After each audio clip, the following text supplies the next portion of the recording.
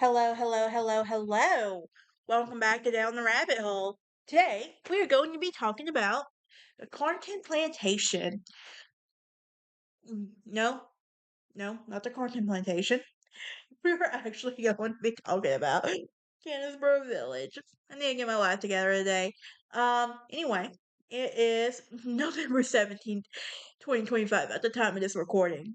So, yeah. If you're new here, hit that like button, ring that bell for notifications. Also, please subscribe. Y'all, I've been recording all day, so cut me some slack, okay? If you're new here, hit that like button. Like I just said that. Oh my gosh. But anyway, we're in my living room. I'm currently watching Gilmore Girls at this very moment as we speak. Why? Because I love Gilmore Girls. Second, because I can, I guess. And also, why not, right? But so a little backstory is, I'm from Alabama. You can actually go check out my little travel blog on that. But now I do live in Tennessee, and I've been to Cannonsburgh Village, which is pretty neat, okay? And it's also free to go to if you're ever in Murfreesboro. I know a lot of us like free stuff. But anyway, I'm tired. On October 27th, 1811, the Tennessee General Assembly designated the location of the new county seat to Rutherford County, giving its name Cannonsboro in honor of Newton Cannon, a representative of to the assembly for the local area, as suggested William Little. Now, it was renamed Murfreesboro on November 29th, 1811, after the Revolutionary War hero Colonel Hardy Murphy.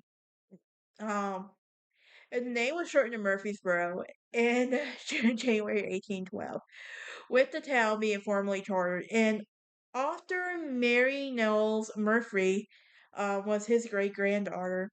Now, as Tennessee settlement expanded to the west, the location of the state capital in Knoxville became inconvenient as much as the population.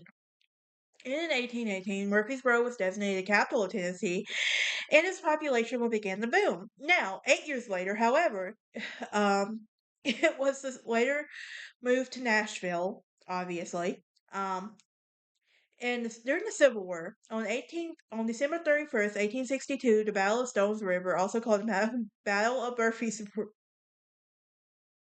Okay, I'm tired, guys. Cut me some slack. um, was called the Battle of Murfreesboro, and it was fought near the city between the Union and the Cumberland and Confederacy of the Army of Tennessee.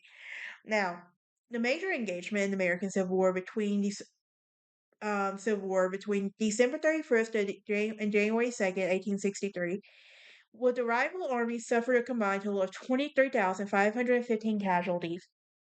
And it was the bloodiest battle in the war by percentages of casualties. Now, following the Confederate retreat, near the drawn battle of Perryville in central Kentucky, the Confederate Army moved through East Tennessee and turned northwest to defend Murfreesboro. General John Braxton's veteran cavalry successfully harassed the Union General William Rosecrans troops movement, capturing and destroying many of his supply trains. However, they could not completely prevent the supplies and reinforcements reapproaching him. Now, despite the large number of casualties, the battle was inconclusive, and it was usually considered a Union victory since afterwards General Bragg retreated about 36 miles south to Tullahoma. And even so, the Union did not move against Bragg until 6 months later. In June 1863, the battle was significant since the Union gained a base, which it could push its eventual drive further south, which enabled it in later advances. And the Union would eventually divide the territory into eastern and western theaters, followed by Sherman March through the sea, through the south, the Stones River battlefield, which is now a historical site.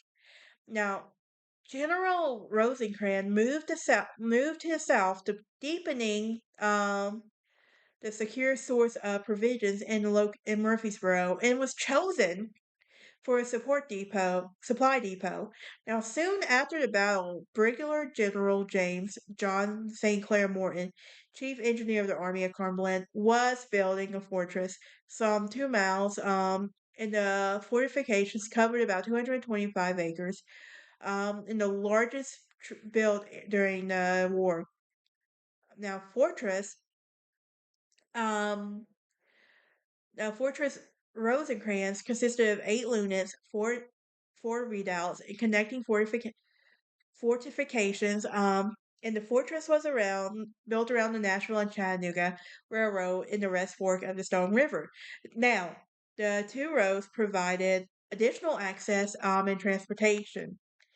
So, the fort's interior would include logistical resources centers such as sawmills, warehouses, quartermaster maintenance depots, ammunition magazines, living quarters for 2,000 men who handled the operations and defended the post. And after the fortress was completed in June 1863, Rosecrans ventured into the South, and the fortress was never attacked in Union because the had never troops had were in town in Murfreesboro hostage, holding town Murfreesboro hostage. Now let's talk about most post Civil War, okay? Um, Murfreesboro was first developed as a mainly agricultural community, but in 1853, um, the area was home to several colleges and academics, gaining the nickname Athens of Tennessee. And despite the wartime trauma, the town's growth began to recover in the early 1900s in contrast to most areas in the South. Now, in 1911, the state created Middle Tennessee State Normal School, a 2-year institute to train teachers. It has soon merged with the Tennessee College for Women. And in 1925, the normal school was expanded to a full 4-year curriculum and college. Um, I'll be back, guys.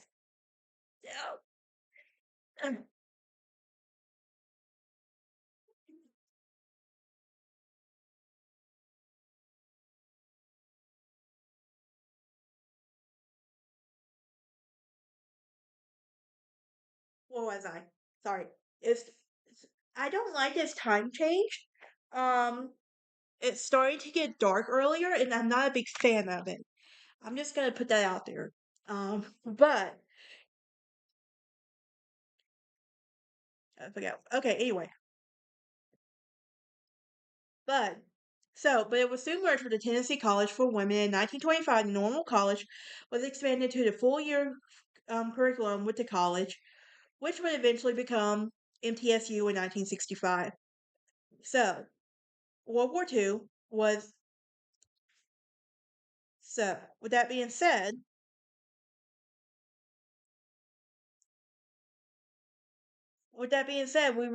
we can dive in now to da da da Cannonsburgh Village. Now we got some of the history out of the way.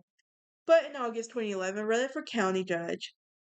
Yeah, when that part is not important. Now, with that being said, there was a frontier era in Tennessee that lasted from 1768 to around 1828, where settlers faced many challenges from living on the frontier, including clearing land, food, Indian attacks, works in recreation, religious services.